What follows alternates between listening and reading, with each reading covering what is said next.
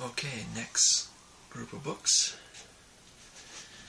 I have John Milton's Paradise Lost. So this is about the Garden of Eden, I think. It's about religion. But it is entirely poetry, which is fine. I have another book on poetry by Alexander Pope. I don't know whether I've shown that before. I don't know. Hopefully. But I have that one too. So, yes, there's John Milton's Paradise Lost. I guess it's about man has corrupted himself by tasting the apple of knowledge and all that crap. There's Sinclair Lewis, Arrowsmith. So this is literature. It's an old binding. When was this printed? 1925. It's in good condition. I don't know what it's about. I think it was a recommendation of classical literature of some kind. I don't know what it's about. It looks like it's a story. So, got that one. It's a nice binding. I don't know if you can see the indention of the, I guess it's his face there, John Milton, or Sinclair Lewis. Okay, here's Plato. I didn't actually have any Plato, except for, I think I had one book that had him with a bunch of other authors, but I didn't actually have any. Oh, I have The Republic, because I have that one. But here's other dialogues of Plato. Most of Plato's writings were in a dialogue, which means that he was talking with another person at the same time. And apparently that was intentional. He wanted his philosophy to be a conversation of, look, these are my ideas, this is what I think, and he wanted a dialogue, he wanted to have a conversation with someone to help elicit those ideas and help perfect those ideas. So that was his intention for philosophy.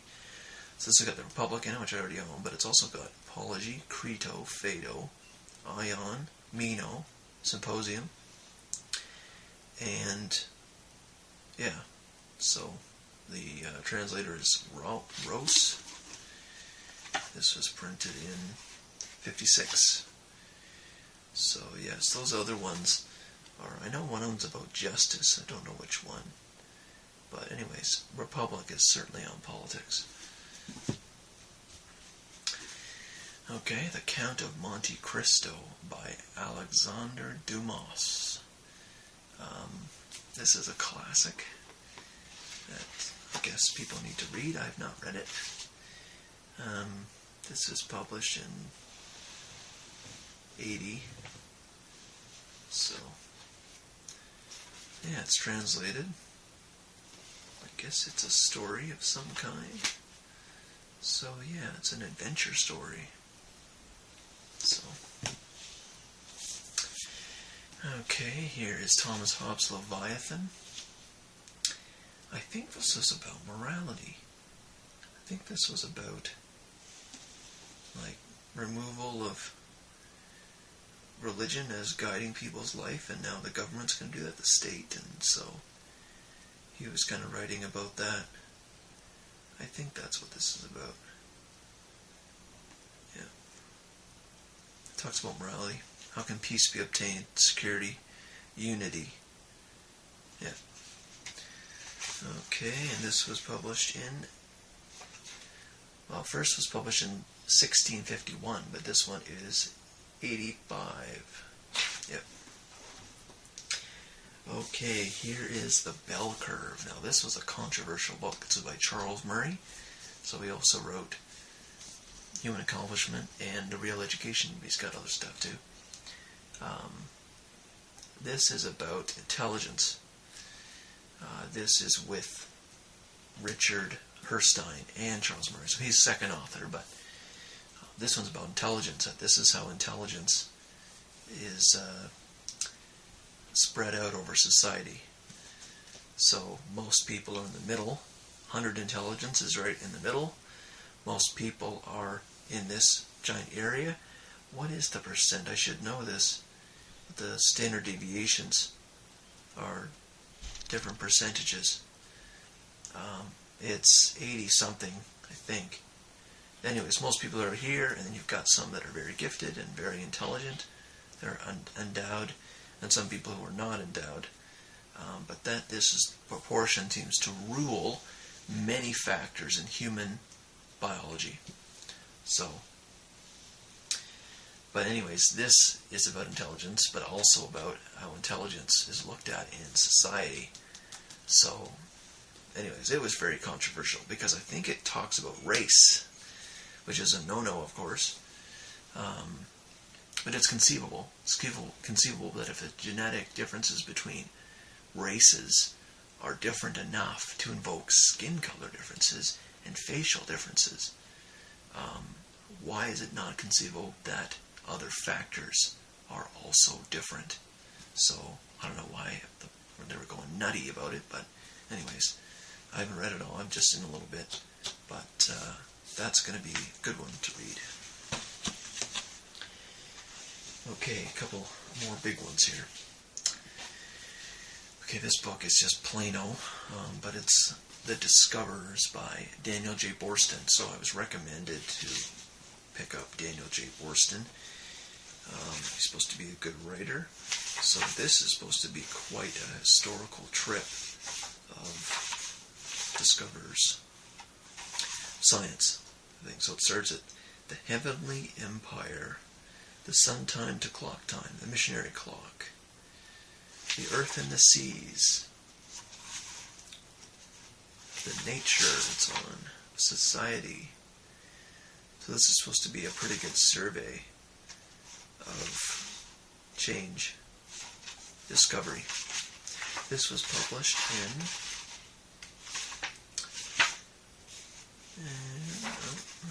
hold on, 83.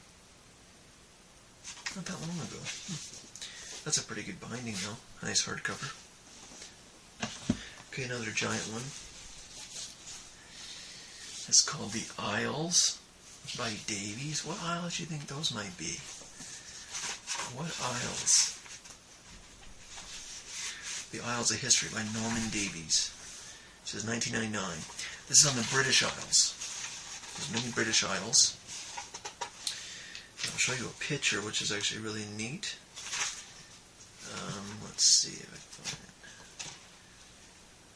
There's many isles. So there's a nice picture. United Kingdom. There's a whole bunch of flags in here. There's a whole bunch of flags that are all owned by Britain, I think. Or different kinds of flags, anyways. There's some more flags I'll show you. It's fun. So, anyways, that is not something you read in one day, or even all at once, or I mean ongoingly. So you'd want to read this as a reference. So, more history, British history. All right, Consciousness Explained by Dennett. So I've got Dennett. I got a book of his called Breaking the Spell. I got it autographed actually when he was here in my city. I talked to my university. So I'm interested in consciousness. I used to be interested in the development of self-awareness, which is similar to consciousness, similar term. Not so much anymore, but still, it's a very relevant issue. It's a very relevant issue how a child, how an embryo, which is a predetermined bacteria, well, not bacteria, but you know what I mean. It starts out as a near amoeba, how it becomes me, how it becomes a conscious individual. Where does it begin? Where does consciousness start? How does it develop? How does the physical environment alter the development of self-awareness? I was very interested in that as my research interest, but I kind of got away from that. It's not a fundamental question for education right now, but it's certainly an important question. So I saw this in a secondhand store for 75 cents. It was an easy pickup. So if I ever am interested again in self-awareness, I will be reading this one for sure. So, yes, that was an awesome find. Very good find. Very relevant. Here's The Great Gatsby. This is actually, I think this is the book on the film. They made a film of The Great Gatsby by Robert Redford. As an old actor. He was in this. There's actually some pictures here. I guess I could show you that one. So, I think this is on the film. I don't know if this is a exact printing of the book, The Great Gatsby, or I thought it was a printing of the film. Almost like as if it's a script, but I'm not sure. It might just be the book, and then they've included photos of the film. So, like there's what is her name now? I can't remember. There was Jordan. Great Gatsby. It would be in a previous video showing the book, the other one that I have. I don't know if I read it by that time though, but I have read it now. I read it a couple months ago. It was okay. It's not very long. I didn't find Gatsby, called The Great Gatsby, I didn't find Gatsby great. I found him loathing and depressed, not a hero. I liked Jordan. It's actually one of the side characters, female. I thought she was very good. She was more of a individual and more of a someone that you have some positive things to say about. But the rest of them are all idiots and well, yeah. So okay, couple more to do. Sherlock Holmes, Complete Novels and Stories, Volume 2. So I think this was $2. So I'd have that. Good condition. Hopefully I see the Volume 1. Oh, this one I got for 50 cents at a yard sale, or it might have been even a quarter. An Outline of Psychoanalysis, Revised Edition. So it's got, obviously, Freud in it. It's got Freud in it. What else? Rollo May. He had a creativity article that I use in a paper. So it's got Carl Jung in here. It's got Erikson. There's another Freud. Alfred Adler, so you probably saw another book in one of my other library videos on, geez, I can't remember what the title is now. I know it's a yellow book though. But Alfred Adler, Eric Fromm, 2 M's. And there was somebody else in here that was good. Nope. Oh, Maslow, that's it. Abraham Maslow's in here. So that's a nice collection for a quarter. Some little kid came up to me and said, do you want to know what the price is on that? I said, yeah, because I was waiting around for the owner. I went inside and I was still looking through all his books, and he said, oh, that'll be a quarter. And I said, oh, good. Good. I want to keep this away from the kids. This is not something for kids.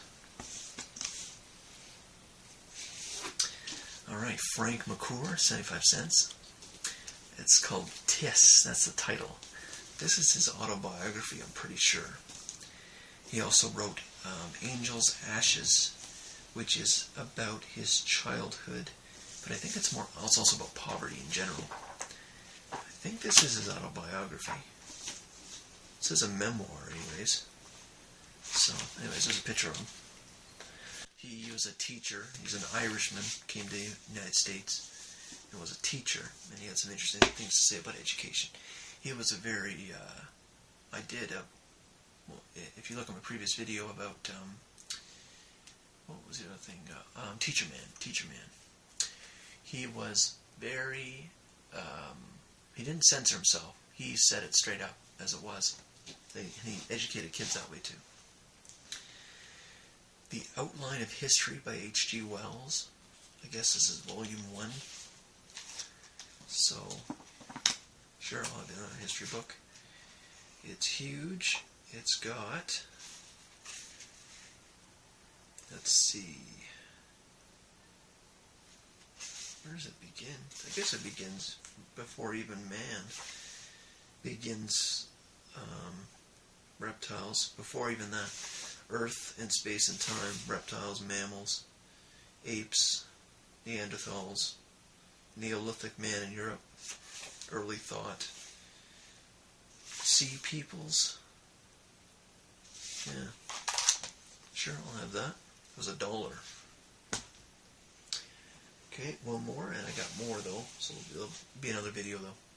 The College Survey of English Literature, shorter edition, revised. Oh, there was a bigger one than this. So this is a huge book, but it's got tons of stuff. It has got, let's see, Chaucer. It has got Sir Thomas Malory, I don't know what that is. Sir Thomas More, Utopia, the second book. Thomas Wyatt. Let's see, anybody I know in here? Don't know. Shakespeare. That's probably the main reason I picked it up, because I don't have any Shakespeare. So now I've got lots of Shakespeare. So that was the 16th century. 17th century. It's got stuff in here. Francis Bacon. I've got books of his over there. Bacon. I've got Advancement of Learning and essays. So some of his essays are in here. Ben Jonson, I don't know who that is. John Earl, George Herbert. Blah, blah, blah. Romantic period. There's Wordsworth. Sir Walter Scott. Lady of the Lake.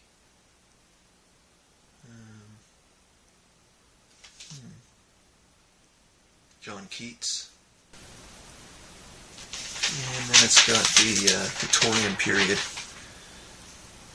Whole bunch of stuff. Elizabeth Browning, Robert Browning, John Stuart Mill's On Liberty from Chapter 2. Ah, that's neat. Emily Bronte is, let's see, what was I thinking of? Bronte, wasn't that Wuthering Heights? Emily Bronte? I suppose they can't put the whole books in here. But Thomas Henry Huxley.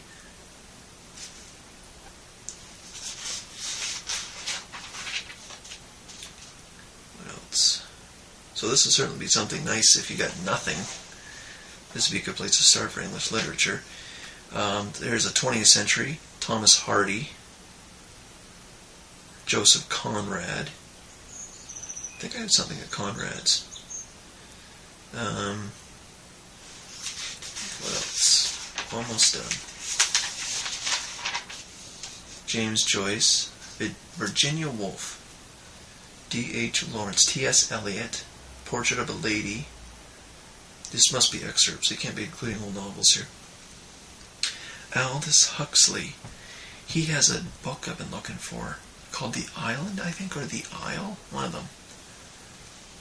So, it doesn't, not in here though. Yeah. So, geez, this is just, I think, fantastic. Holy moly. Look at this. That is neat. So this is English Literature, College Survey. Let me give you the year for this one.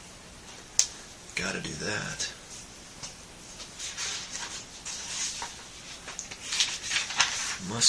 Simply must give you the year.